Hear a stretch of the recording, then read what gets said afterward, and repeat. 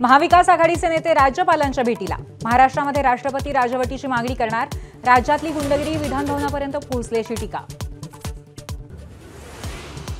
विधानभवनातल्या राड्यानंतरच्या कारवाईची विधानसभा अध्यक्ष दुपारी 1:30 वाजता माहिती घेणार, कुणाला शिक्षा देणार, कोणते नवे निर्बंध लावणार याची उत्कंठा शिगेला। जितेंद्र आव्हाडांच्या कार्यकर्त्याला अटक केल्यानंतर आमदार रोहित पवारांची पोलिसांना दमदाटी, आझाद मैदान पोलीस स्टेशनमधला व्हिडिओ समोर, कार्यकर्त्यांसाठी आवाज वाढवला म्हणजे दमदाटी नव्हे, रोहित पवारांचं स्पष्टीकरण। जितेंद्र आव्हाडांचं कार्यकर्त्यांसह मध्यरात्री विधानभवनाच्या गेटवर आंदोलन, नितीन देशमुखांना पोलीस स्थानकात घेऊन जाताना आव्हाडांनी पोलीस जीप थांबवली।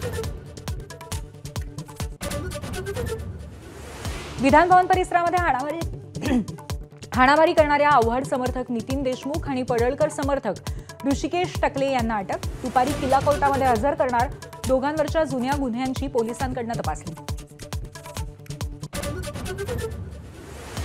सहकार्याची चूक झाली, कारवाई व्हावी, विधानभवनातील मारहाणीवरती गोपीचंद पडळकरांची प्रतिक्रिया, कार्यकर्त्यांना रोखलं का नाही असा प्रश्न विचारल्यावरती मात्र काढला पळ।